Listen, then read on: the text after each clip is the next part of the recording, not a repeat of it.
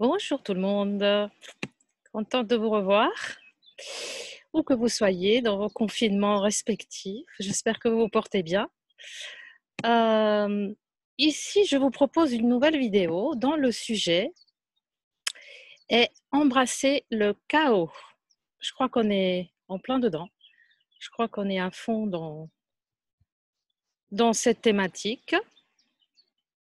Et vous n'avez pas besoin d'expliquer trop de choses. Je pense que en ce moment, nous sommes à un moment crucial, jamais vécu auparavant dans l'histoire de l'humanité. Et nous sommes vraiment tous invités à faire face à une dernière épreuve, à passer notre diplôme de maîtrise, si on peut dire ça, car nous sommes prêts. Pourquoi? Parce qu'on n'a pas le choix que d'observer l'écroulement total de nos périmètres de sécurité, de notre petit confort, de nos routines bien rodées, et nos châteaux de cartes basculent et ainsi celle du monde. On n'a plus de visibilité sur le futur, même le plus proche. Moi, j'en ai pas. Je pense qu'aucun de vous en a en ce moment. Et la panique assomme les plus vulnérables. On le voit autour de nous.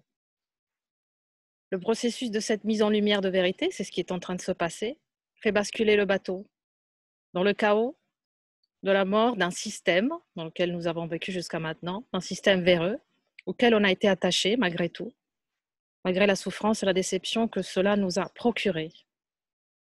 On a été addict au drame, à la victimisation malgré l'inconfort, car tant qu'il n'y avait pas quelqu'un ou quelque chose à blâmer, on pouvait abdiquer à notre propre responsabilité.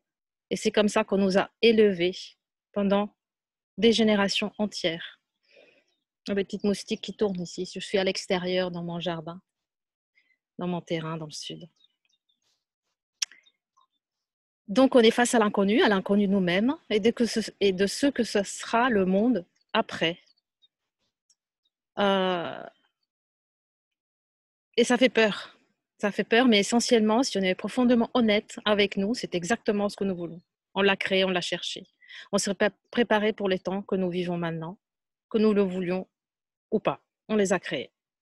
Et on a fait la queue pour venir en ce moment. On a fait la queue pour s'incarner en ce moment crucial, excitant, incroyable, du jamais vu dans l'humanité, en ce moment même. On veut la vérité. On l'a toujours voulu. On l'a toujours cherché depuis la nuit des temps. Et en même temps, on en est terrifié, car on sait qu'elle peut détruire tout, surtout notre sentiment de se sentir en sécurité, de que ça nous propulse en dehors d'une vie normale et confortable. Cette vie médiocre pour beaucoup, nous épargner de nous faire face les yeux dans les yeux, de nous poser des questions cruciales de notre existence, car d'autres y répondaient pour nous.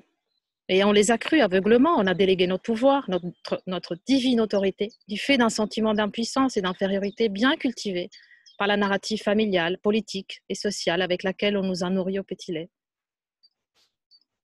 On s'y est tellement accroché aussi pour pouvoir justifier notre souffrance. La complaisance dans l'état de victime nous a permis de nous cacher derrière notre narrative personnel, derrière une identité qui se vend bien et nous assure un auditoire de sauveurs et d'empathiques.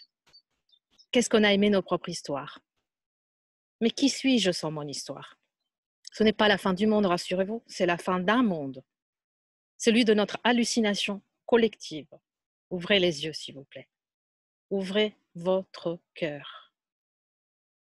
La vérité nous invite à nous réveiller du rêve de ce que je crois sur la vie, mes pensées sur la vie et sur moi. Qui suis-je en fait? Avec tout ce que j'ai investi dans cette vie pour créer une certaine identité, un certain caractère qui est en train de vivre cette vie particulière, qui suis-je? Croit-on encore que si on regarde la vérité, si on sonde les profondeurs de notre être, honnêtement et sans jugement, peut-être qu'elle risque de nous dire « je ne sais pas vraiment qui je suis ». Et ainsi, de peur de l'effroi du néant, on continue à construire autour de nous des espaces sécurisants, des croyances autour des positions sociales sécurisantes, afin de ne pas faire face à l'inconfort de savoir. Mais ce temps est périmé pour tout le monde. On est tous sur la même barque. Si je ne suis pas capable de faire face, j'entends le chat derrière qui participe à la conversation. Si je ne suis pas capable de faire face à mon vide, je ne peux pas créer le nouveau, dont le vide est le support fertile, riche d'informations, de nouveaux codes de création. On ne peut plus faire des concessions à l'ignorance, ni au faux Dieu qu'on a érigé en sauveur ou en bourreau. Il n'y a aucun bouc émissaire en dehors de moi. Personne à blâmer, ni même ma propre personne. On a peur de l'inconnu. Et bien qu'il puisse être terrifiant, il est aussi terriblement vivant.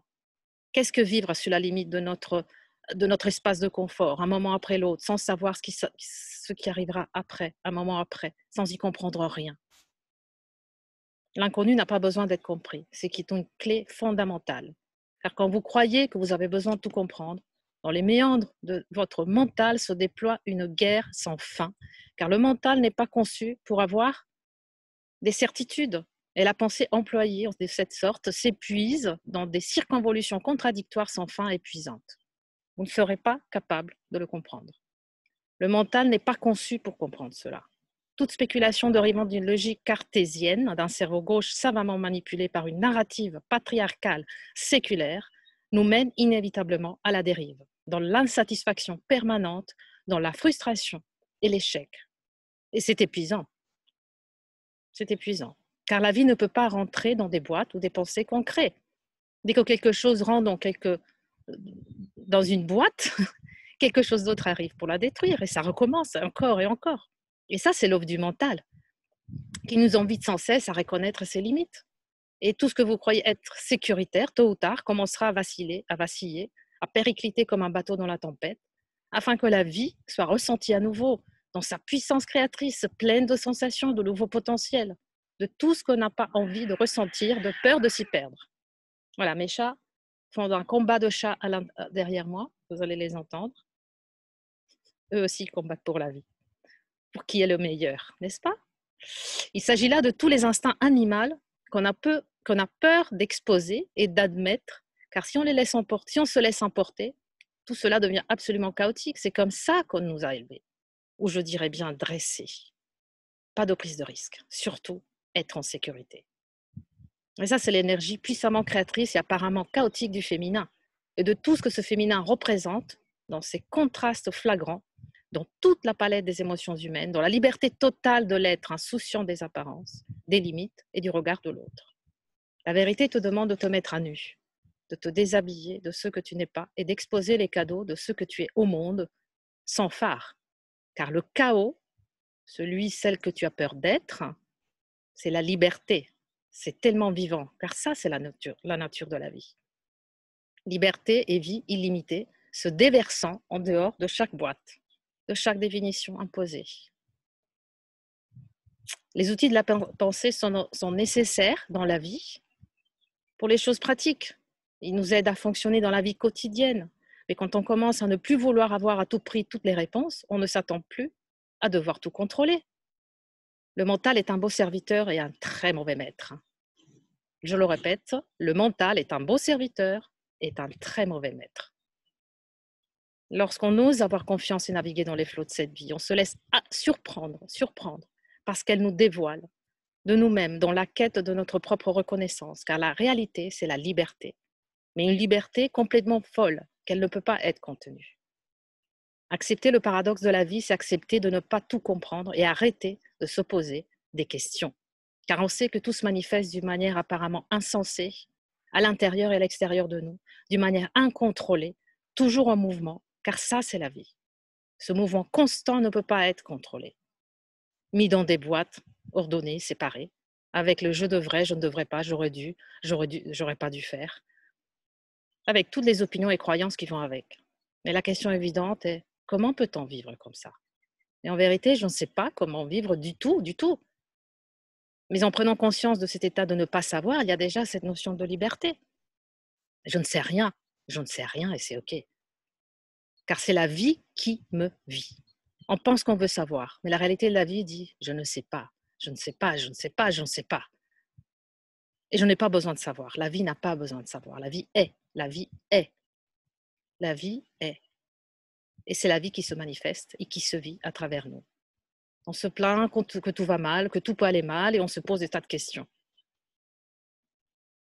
Mais je décide que j'arrête de planifier et je me mets simplement à ressentir l'inconfort de tout cela. J'accueille la peur, l'inconfort, la douleur.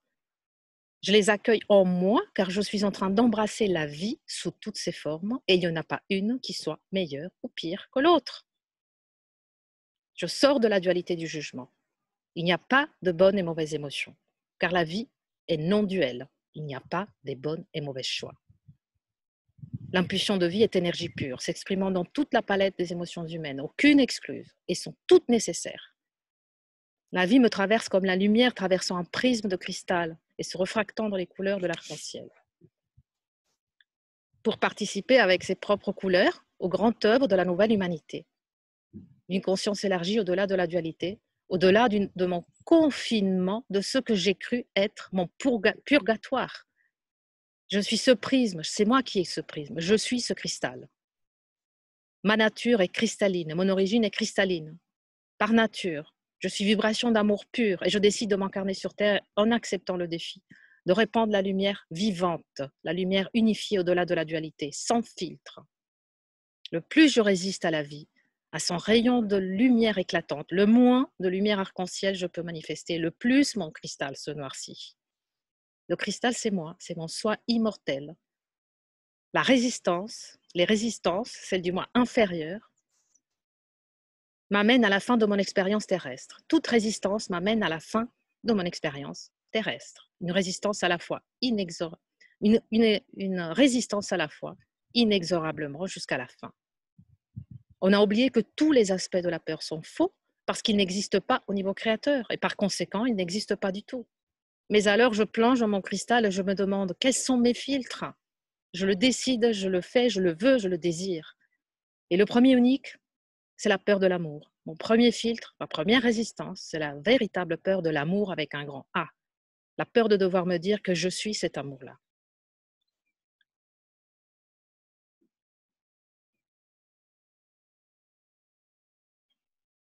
C'est juste un état de lutte permanente, Je décide que je laisse la lumière me traverser. Et j'arrête de m'accrocher à la peur, de découvrir que je suis cet amour, la peur de devoir embrasser toute la responsabilité que cela comporte et d'assumer ma divinité que je crois ne pas mériter. Accepter de vivre cette liberté chaotique dans laquelle on navigue tout le temps, c'est arrêter de contenir ou nommer ou maudire ce que la vie m'invite à vivre lorsqu'elle me traverse de part en part, lorsqu'elle m'invite à ne plus lui résister, lorsqu'elle m'invite à polir mon cristal afin de lui permettre sa propre célébration de créativité et d'amour par mon intermédiaire pour le bien-être de tous.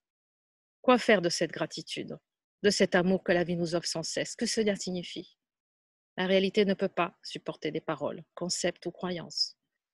La réalité, c'est notre nature, qui vous êtes et qui je suis. La seule chose que je connais, c'est l'expérience du juste maintenant, tel que cela est. Si j'écoute mes pensées et leur manière de décrire ce moment précis, j'en saurai plus que cette expérience signifie. Mais lorsque je calme mon mental et je me permets un ressenti total de tout mon être, je ne sais pas où ce moment commence et où il termine. Je ne ressens aucune séparation, à part celle que mes pensées veulent bien me faire croire. Alors comment peut-on essayer de se libérer de ce concept de séparation? Il ne s'agit pas de se dissocier de la pensée, de changer ou de définir quoi que ce soit, mais juste de prendre conscience que ce qui est déjà là, et de ce qui est déjà là et qui a toujours été là. La pensée est utile, mais elle ne sait pas plus. Elle n'est d'aucune utilité dans le fait de définir le moment présent. Aucun questionnement à ce sujet peut être satisfait, mais seulement en ce moment précis. L'émotion, l'intuition, la sensation prend sa place et s'exprime. Car quand le corps animal essaie de survivre, il n'y a pas de temps de s'expanser. Il est complètement cristallisé, il ne peut pas jouer avec la vie, car il se contracte et il implose. Mais qui êtes-vous? La vie elle-même, au-delà de toutes les limitations du mental, tous ces mécanismes de survie d'un ego constamment dans la peur. On est vraiment illimité, non contenu dans ce corps, on est multidimensionnel par nature, on est ici pour manifester le paradis sur terre, jouir de l'abondance dans la vie nous prodigue lorsqu'on fait un avec elle, chaque instant, un maintenant après l'autre, dans cette illusion du temps.